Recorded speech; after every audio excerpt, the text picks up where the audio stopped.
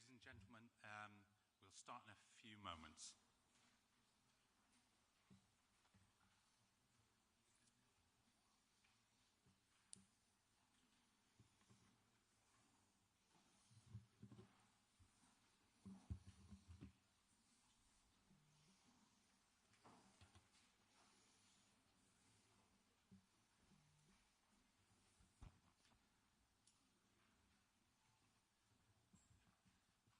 Ladies and gentlemen, thank you very much for joining us. Let me very quickly introduce our colleagues today. From the Marcin Kazmierski, Polish Director of International Security Policy. You will know the Minister, the Italian Minister for Defence, Guido Crocetto, the Secretary of State for Defence, John Healey, Jens Plotner, German State Secretary for Armaments and Innovation, and Alice Ruffo, the French Director of International Policy. Our session today, I'm going to ask each of them to do a short opening statement about what they have discussed today, and then it will be questions. We've agreed with some journalists which questions to ask. If we have a short amount of time, there are many trains to catch, so I hope to get through them all. Apologies if we don't. Two of our colleagues, Alice and Marcin, will not be taking questions as they are policy officials and not ministers. But without further ado, let me ask Secretary of State for Defence John Healey to begin. Thank you. Good afternoon, everyone. So today in London here, we held our 5th E5 Defence Ministers meeting at what has become a significant moment in European security. We face a new era of threat. War in Europe, rising Russian aggression, and last night Putin hit a new level of hostility against Europe. We saw across NATO's eastern border a serious violation of Polish airspace, deep enough for Warsaw Airport to be closed, and NATO jets shooting down Russian drones in what is the first defensive action of its kind since Putin launched his full-scale attack on Ukraine. And just at the same period as Russia's attacks on Ukraine intensify. And as the Prime Minister Starmer said this morning, these moves, he said, only serve to remind us of President Putin's blatant disregard for peace. So together, we, the E5, totally condemn these attacks. Russians' actions are reckless, they're dangerous, they're unprecedented. We see what Putin is doing. Yet again, he is testing us. Yet again, we will stand firm. And Defence Minister Kosiniak-Kamysz rightly returned home to Poland in the very early hours of this morning to deal with this unprecedented situation. We pay tribute to the Polish and NATO personnel involved in such a rapid and effective defensive action. And my message to Marcin and the Polish people is this. As your NATO ally, we will support you, our Polish friends.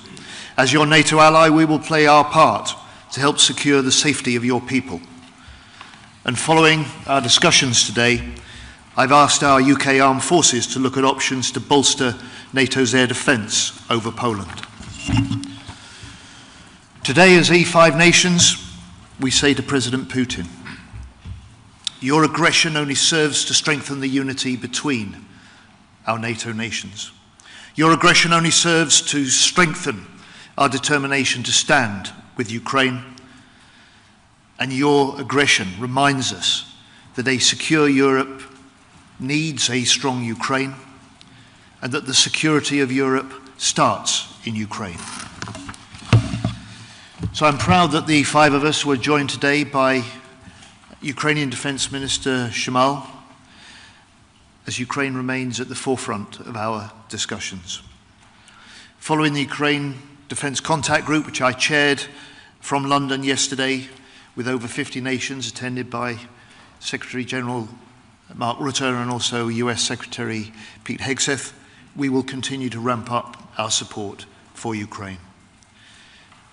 Because we must not jeopardize peace by forgetting about the war, just as we plan for that peace through the UK-French coalition of the willing.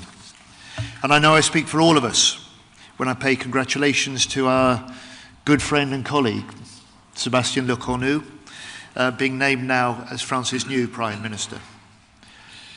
So in today's discussions, we also discussed our work together to counter Russia's malign influence in the Western Balkans. And in the week that our UK government published its defence industrial strategy, we discussed how we make defence an engine for growth across our economies. More cooperation, more joint production, more jobs in all of our communities. And we leave here today as E5 nations, Europe's top defence spenders, more united, more determined to confront this new era of threat, to step up further for Ukraine, and to continue to boost our defence spending as we increase warfighting readiness. We do this to make our citizens and to make Europe secure at home and strong abroad. Thank you. Thank you, Secretary of State. If we could ask the Italian Minister for Defence, Guido Crocetto. Sì, grazie. Grazie John per la tua ospitalità. Oggi a Londra ci siamo incontrati come nel formato E5, come ministri della difesa o rappresentanti dei ministri della difesa. Abbiamo iniziato condividendo un incontro col ministro ucraino che ha fornito un aggiornamento dettagliato sulla situazione sul campo e sulle priorità a breve e medio periodo e abbiamo riaffermato la determinazione comune a sostenere l'Ucraina, il cui futuro è parte integrante, come diceva John, della sicurezza europea. Come E5 vogliamo rafforzare il pilastro europeo dell'alleanza in piena complementarietà con la NATO. Garantire che l'Ucraina possa raggiungere una pace giusta e duratura resta la nostra priorità. Sul piano della difesa europea è emersa la necessità di rafforzare la deterrenza e la credibilità della nostra capacità di difesa e sicurezza, intervenendo in settori chiavi come la cybersicurezza, la difesa aerea e missilistica. Come principali investitori europei nella difesa ci dobbiamo impegnare a garantire le capacità critiche e dissuadere qualsiasi aggressore. Dai nostri alleati la difesa è considerata un prerequisito per l'esistenza di una nazione e di una democrazia. Noi come Italia ci dobbiamo ancora arrivare, perché per alcuni investire in difesa è una scelta antipacifista, mentre invece la difesa serve a garantire la pace. È stato concordato di operare in modo sinergico per potenziare la base industriale europea, rafforzando leadership tecnologica, resilienza, integrazione dei nostri sistemi. Questo impegno dovrà coinvolgere anche l'Ucraina se vogliamo integrarla e renderla interoperabile con il resto d'Europa. Abbiamo rivolto un'attenzione particolare ai Balcani occidentali, area strategica per la stabilità regionale. Vogliamo sostenere e valorizzare le iniziative dell'Unione Europea e della NATO, rafforzare la sicurezza attraverso impegni operativi, esercitazioni e programmi di difesa coordinati. Dobbiamo essere un percorso rapido per la piena integrazione dell'intera regione nella NATO e nell'Unione Europea. Abbiamo deciso di ragionare insieme su una strategia per i Balcani omnicomprensiva da proporre alla NATO e all'Europa. È stata sottolineata l'urgenza di un salto di qualità nelle nuove tecnologie, affrontando sia le opportunità sia i rischi, in particolare di fronte alle minacce ibride della disinformazione con l'adozione di strutture dedicate e approcci condivisi. Il lavoro proseguirà nei prossimi giorni con incontri tra i nostri staff per definire azioni concrete, risultati tangibili in linea con gli indirizzi che sono emersi oggi e negli altri incontri. Ringrazio ancora i miei colleghi, i loro rappresentanti, per l'impegno e la visione condivisa. Quanto discusso a Londra prosegue nel solco del precedente incontro di Roma e che mi auguro cui possa seguire un altro incontro a breve. Grazie. Thank you very much. If I could ask Jens Plotner to provide his opening statement. Thank you very much. Good afternoon also from my behalf. First of all, Minister, I want to thank you for your warm hospitality and excuse the absence of Boris Pistorius, who would have loved to have been here, but parliamentarian duties required his presence in Berlin. I do not want to repeat what two ministers said. I fully agree with the points they made, but I would like to add my own and Germany's own firm condemnation to yours about what happened in Polish airspace last night. It is unacceptable. It is a targeted provocation, and it is a provocation not only against our Polish neighbors, friends and allies, but against NATO as a whole. We stand altogether firm side of our Polish friends, and I think the message we would like to send is a message of strength, of unity, and of not letting us be provoked into hastened actions. It is good that this is being discussed now at NATO, and this must find a common answer of all of us to Moscow. About the meeting today, the substance has been exposed. Let me say that I feel that today we send a message of unity in our support, steadfast support for our Ukrainian friends. It's a very good discussion with Minister Shmihal, but also a message of unity when it comes to our own efforts to bolster our defense readiness and to work closer together in order to do so. This group of five, the fifth meeting, has proven from our point of view to be a catalyst for new ideas and a motor of change. And somewhat in that spirit, I would like to, on behalf of Boris Pistorius, extend an invitation to you ministers, colleagues, for Berlin for the next meeting towards the end of this year. Thank you very much for your hospitality. Jens, thank you very much. Alice Ruffo. Thank you very much, Defense Secretary. Je vais dire quelques mots en français, and I will switch to English, pour vous remercier de la part de Sébastien Lecornu, qui n'a pas pu être là parce qu'il est devenu Premier ministre, comme vous l'avez dit. Merci pour vos félicitations et vos encouragements. Thank you for having me in this very important meeting. My minister was committed from the very beginning to this format, and I like the words used by Jens. It's a motto for NATO, for our European defense. It's very important to have this room to discuss strategically and to have this impulsion together. I will as well add that what happened yesterday in Poland was totally unprecedented and unacceptable. As mentioned before, our collective answer was effective, and we need to continue to work together. And of course, France stands ready to support you, and we are as well looking options in a coordinated way on reinforcing your air defense. On Ukraine, I think we had in 1 week and a half the meeting of the Coalition of the Willing at the leaders level, the UDCG with successful and concrete results. And I think what we had as well today showed that Europe is stepping up, ready to support Ukraine in the short term, ready to offer Ukraine security guarantees for the future and to achieve peace through strength, and that now Russia needs to understand that it should come to the negotiation table and stop this war. Thank you as well for the very good discussion on industry.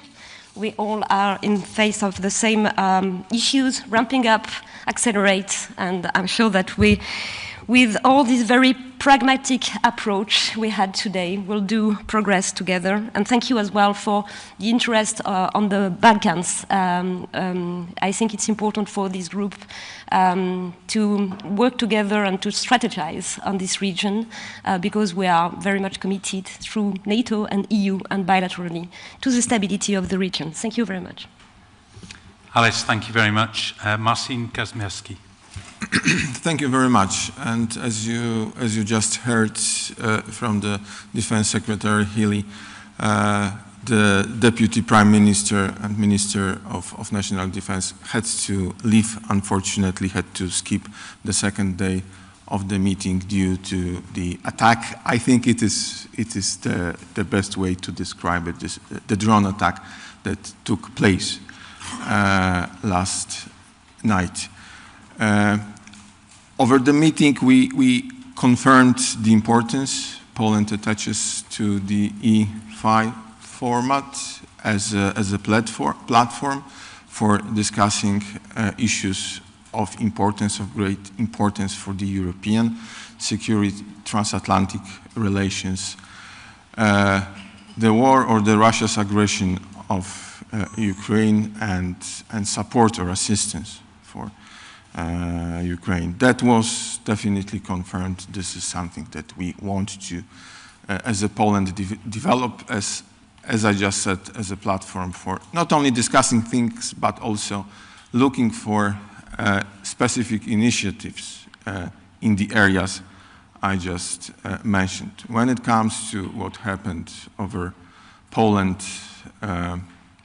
last night, as you just heard, solidarity was expressed, conviction that we need more as an alliance, as a NATO. We need more coherence, more unity, that we should look also in practical terms how to make not only Poland but all the flank countries better able to cope with the threats we had to cope with last night.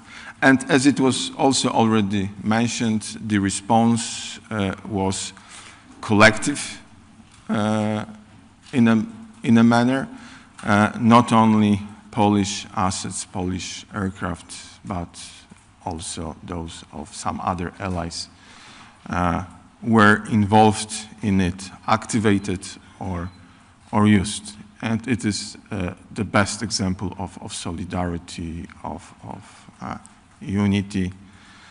And we, as a Poland, we want to discuss, we would like to discuss this issue further within the NATO framework to be sure that we as a NATO, that we are able to, that we will be able to, in the future, to respond to such threats in the best possible way. Thank you very much. Marcin, thank you. Just a reminder, Marcin and Alice will not be answering questions, but the ministers will. Carl Dinnan.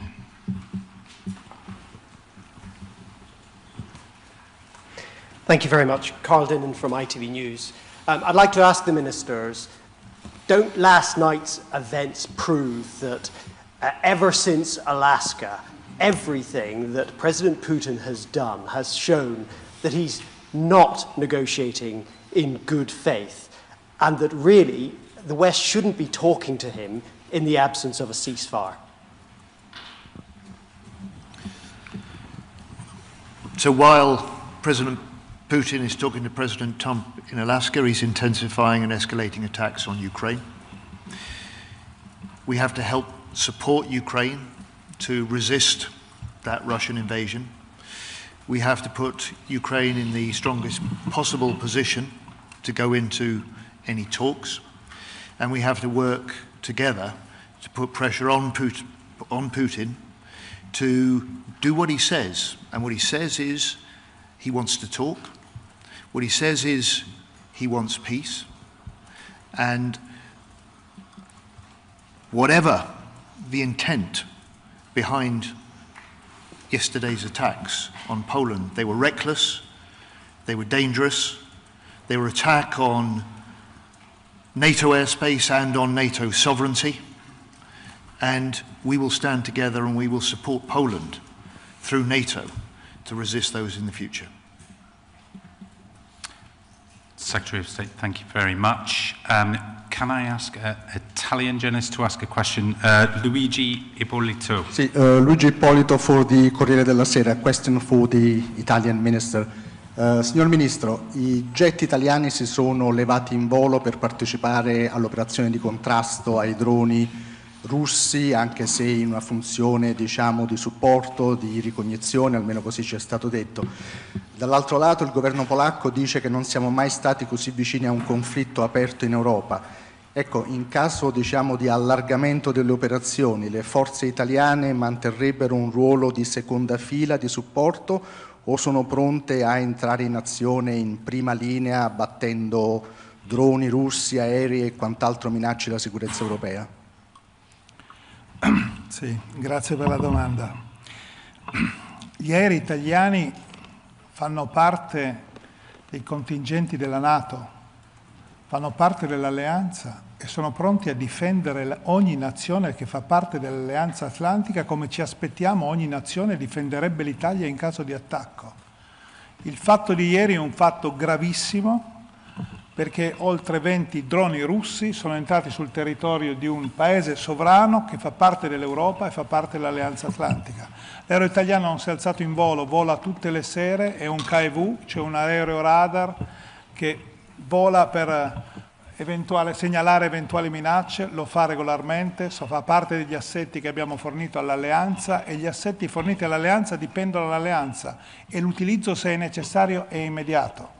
L'alleanza esiste per proteggere ogni paese alleato, siamo qua per ribadirlo, siamo qua per ribadire che entrare nello spazio aereo della Polonia significa entrare nello spazio aereo dell'Italia, del Regno Unito, della Germania, della Francia, di ogni paese dell'alleanza atlantica. Perché un'alleanza o è, ed è totale, o non è. Ed è il messaggio forte che vogliamo lanciare a Putin. Io non so se sia stato un modo per testare le nostre difese o sia stata una provocazione, non ci interessa.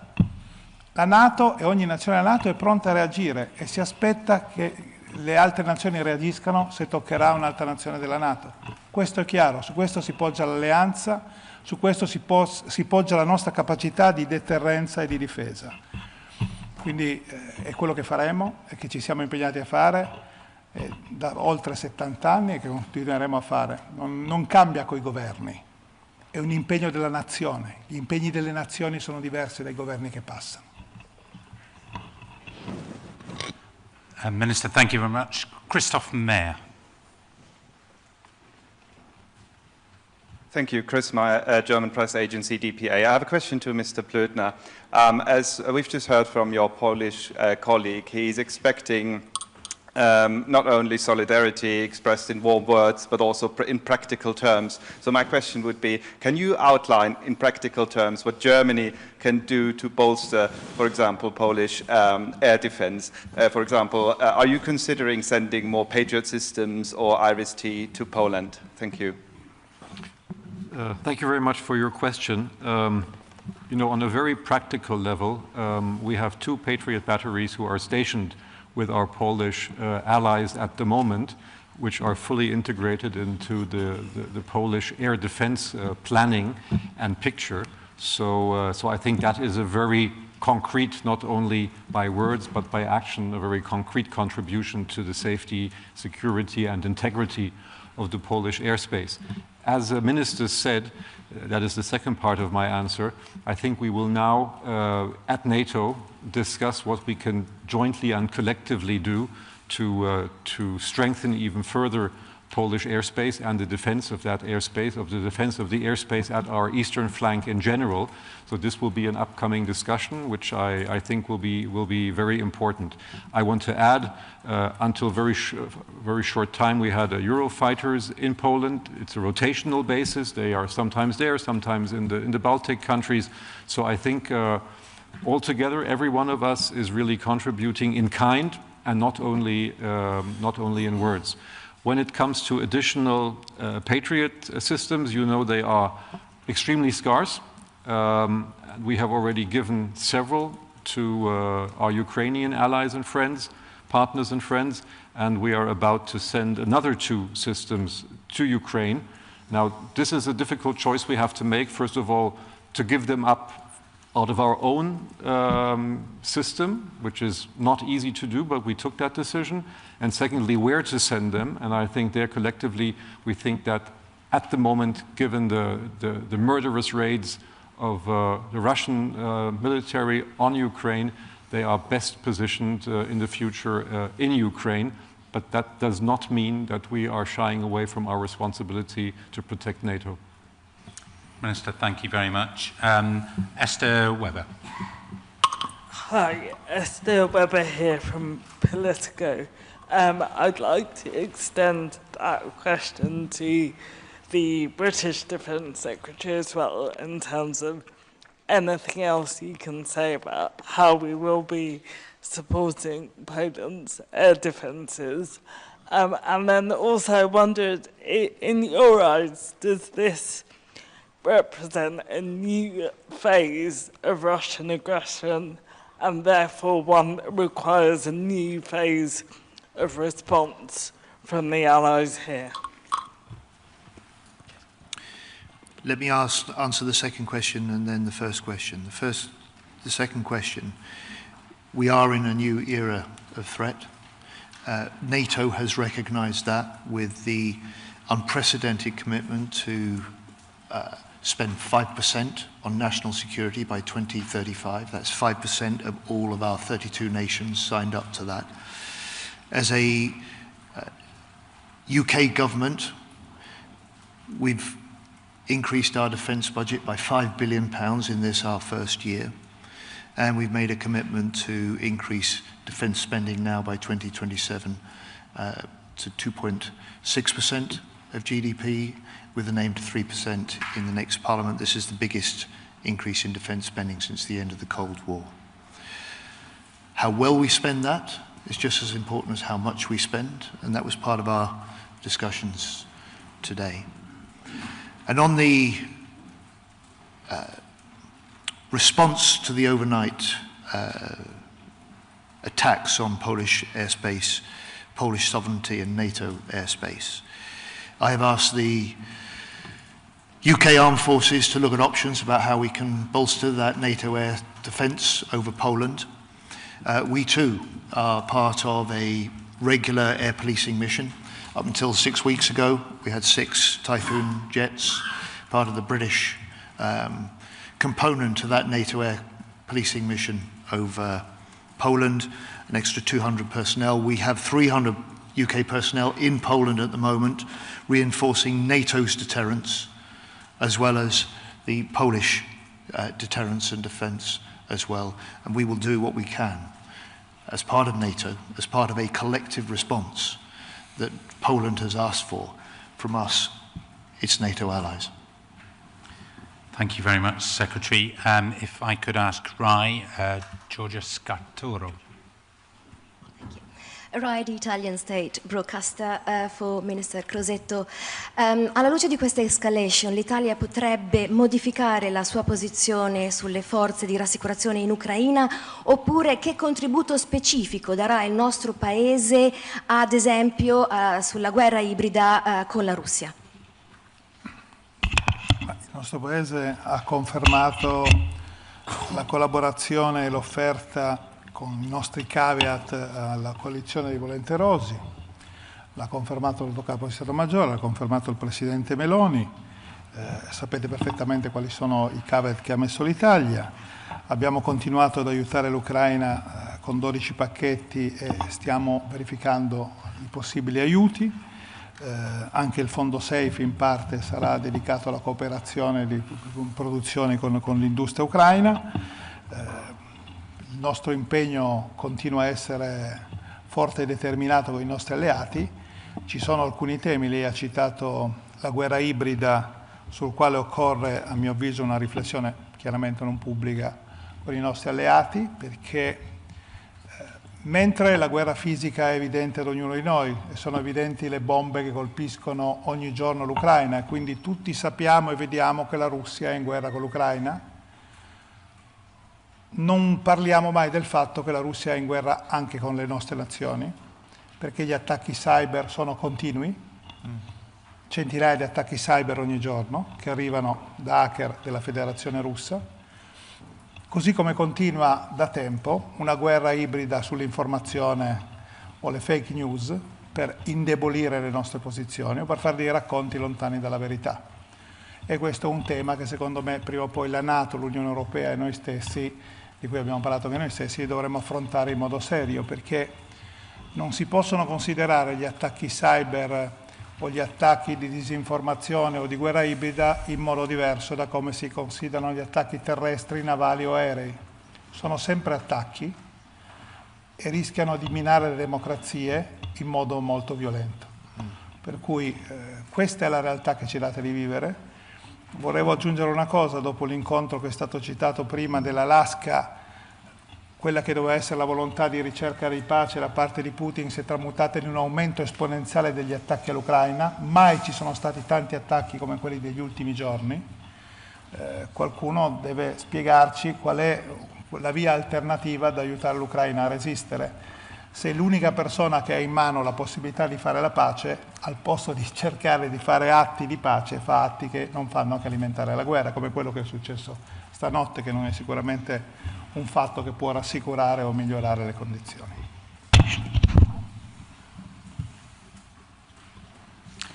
Minister, thank you very much. Could we have German broadcaster ZDF, Wolf Christian Ulrich? Wolf Christian Ulrich für ZDF German Television. Herr Staatssekretär, wie sieht denn aus Sicht der Bundesregierung eine klare militärische Reaktion auf den Drohnenangriff auf Polen aus, dass der Putin dazu bringt, wirklich Respekt der NATO gegenüber zu zeigen? Und ist es jetzt Zeitpunkt endlich für den Taurus oder wie sieht die Bewertung da gerade aus? Ich sehe jetzt keine Verbindung zur Taurus-Debatte. Der hätte diesen Drohnenangriff, glaube ich, nicht abwehren können. Aber ich will den polnischen Streitkräften danken für ihre entschlossene, aber auch besonnene Reaktion mitten in der Nacht über mehrere Stunden hinweg. Und ich finde auch der Schritt der polnischen Regierung auf Grundlage von Artikel 4 des NATO-Vertrages jetzt Konsultationen anzufordern in Brüssel einen richtigen Schritt. Wir müssen jetzt in der Allianz gemeinsam überlegen, wie wir dieser russischen Provokation, wie wir dieser gefährlichen Eskalation durch Moskau am besten begegnen, mit einer Botschaft der Stärke und mit einer Botschaft der Geschlossenheit, ohne uns dabei provozieren zu lassen. Und ich glaube, diesen Weg müssen wir finden, den müssen wir gemeinsam finden im Bündnis. Und dazu wird Deutschland, wie ich es vorhin ausgeführt habe, tut es ja heute schon substanziell, leistet es ja heute schon substanziell einen Beitrag zur Verteidigung des polnischen Luftraums. Das werden wir fortsetzen und, wenn möglich, ausbauen. Minister, thank you very much. Max Colchester, Wall Street Journal. Max Colchester, The Wall Street Journal. I just wanted to get on record from the ministers. Is your assessment that this was a deliberate attempt by the Kremlin to test NATO air defenses, what we saw last night? And there's some talk about the nature of hybrid war and how it's evolved. What do you do to counter this? How do you dissuade Putin from taking these increasingly belligerent steps against NATO allies? Because sanctions haven't worked, arming Ukraine hasn't worked. Where do you go next? So these are still early hours since the attacks. There are conflicting reports, and there is no firm assessment yet about what lay behind the drone attacks or the intent. Whatever the intent, they were dangerous. Whatever the intent, they were reckless. And whatever the intent, they breached sovereign Polish and NATO airspace. And the right response is not just to look at ways that we can reinforce the strength of the air defense over Poland and NATO airspace, but how we can reinforce the pressure on Putin to end the Ukraine war. And that is going to require us working together, stepping up our military aid to Ukraine so it's in its strongest position to resist the continuing fighting, but also stepping up the other pressure, including economic pressure. And those are part of the discussions that our leaders had, including with President Trump in the last week. Minister, thank you. Marie Euclin, AFP. I have a question for Mr. Healey, Defence Secretary. In a statement, Russia Defence Ministry denied any intention to engage any target in Poland territory. Do you believe this statement? Are you convinced? Is it credible, according to you? And my question goes to other ministers, of course. Thank you. Sorry, I missed the statement you were quoting to me. Could you repeat that? The Russian Defense Ministry denied any intention to engage any target in Poland territory last night. We'll make our own assessment. Together with our Polish allies and our other NATO allies, we'll make our own assessment that. But it should be no surprise to anyone that the first reaction from the Kremlin is to deny any responsibility, to deny any intent behind it. But we've seen in the escalating intensity of attacks on Ukraine, we've seen the rising level of aggression in Russia towards Ukraine and more widely. And tonight we saw a first of its kind into NATO airspace. Dan Saber, The Guardian. Dan Saber from The Guardian. A question for the ministers. What was the Russian intention here? Do you think it was to divide NATO? And if so, what is the response?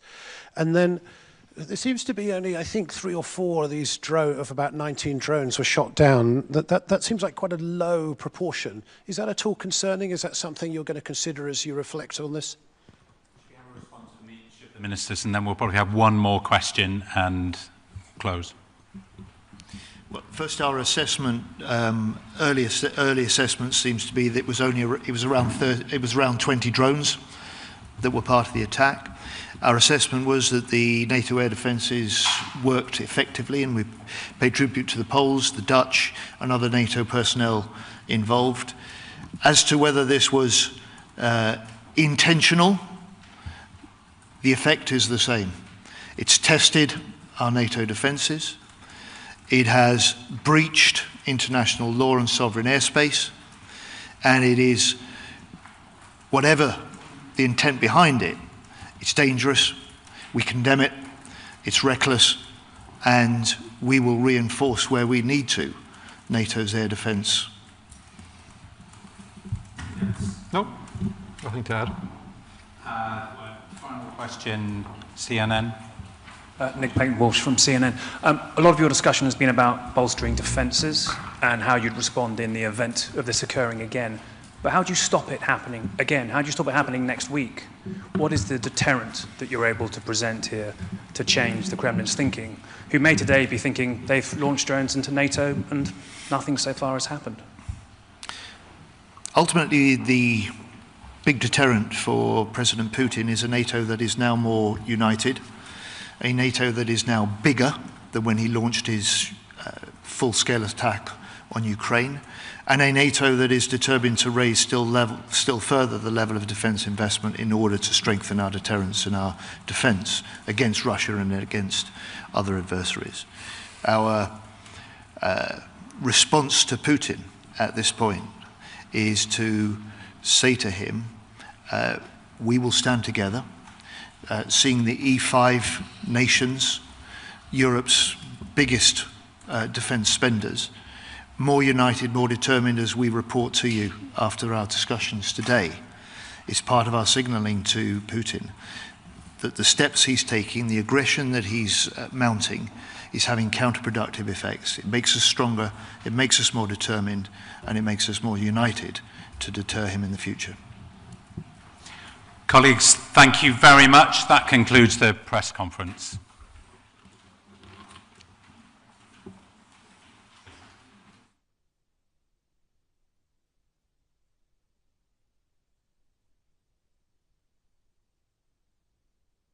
Could ask you to stay just while the delegations leave.